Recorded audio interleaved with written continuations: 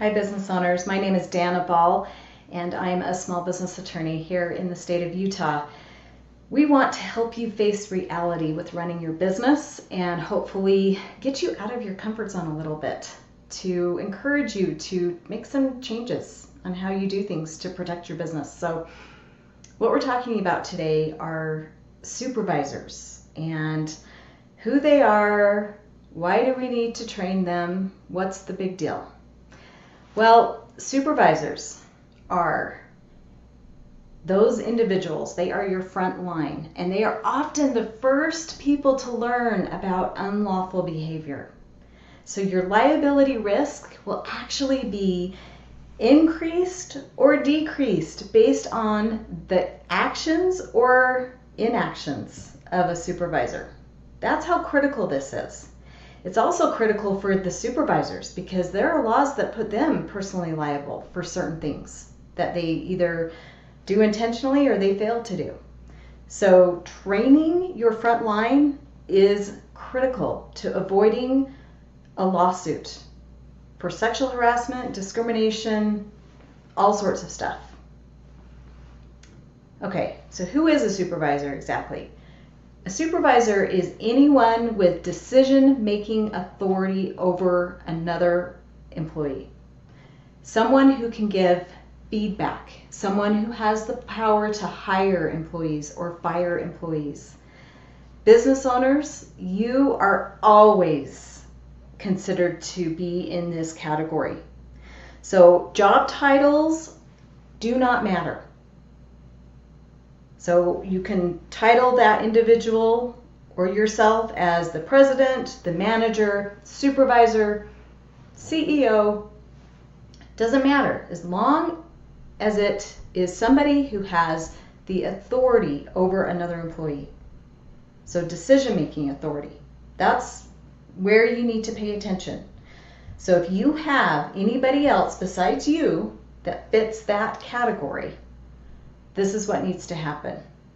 All right, if supervisors are not trained appropriately, then this increases damages if that individual fails to act or doesn't respond or responds inappropriately to something, whether it's a complaint, an official complaint, or just realizing there's an issue going on. And if they ignore it, if they put the blindfold on and they cover their ears, and I'm talking about you too, if you ignore it, then you can't just do that and hope that it's just going to work itself out. And a lot of times business owners or managers, supervisors, we just don't want to take the time to try and work out petty, we consider them to be petty issues with employees. But those petty issues can be detrimental if it turns into a full-blown lawsuit. All right, here's what your supervisors need to know. And again, this is what you need to know because you're a supervisor too.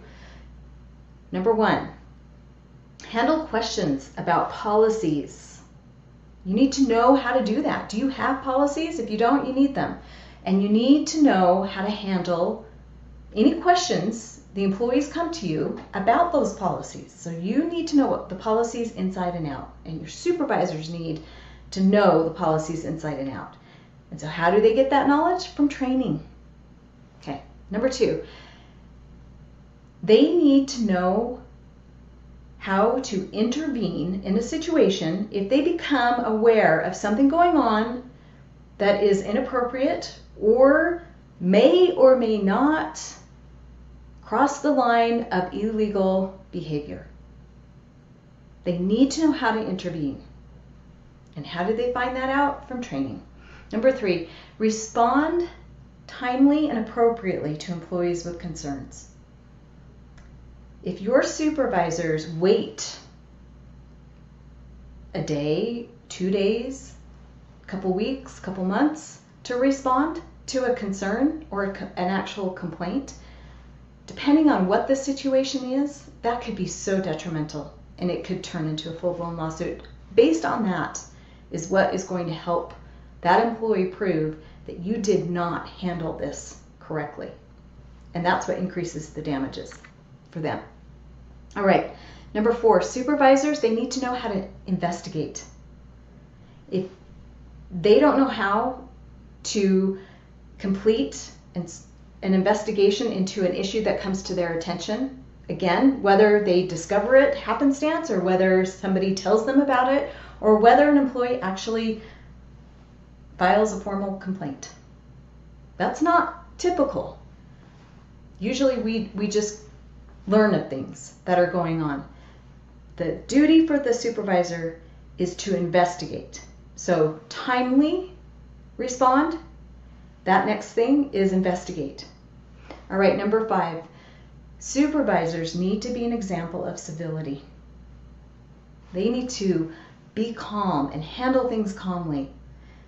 And that will be an example, and that will show the team that that's what's expected of them, not to freak out over things. We can handle things calmly. Business owners, civility is good for business. All right. The benefits of training your supervisors is it protects them from individual liability, and at the same time it protects the company from risk of punitive damages. So damages they can get out of control because your response wasn't appropriate and it wasn't timely. You failed. All right, final note. Failing to train supervisors is risky business. And the question I want to end with today, are your supervisors trained, or are you just rolling the dice and letting them put your business at risk? Thank you for joining us. We'll see you next time.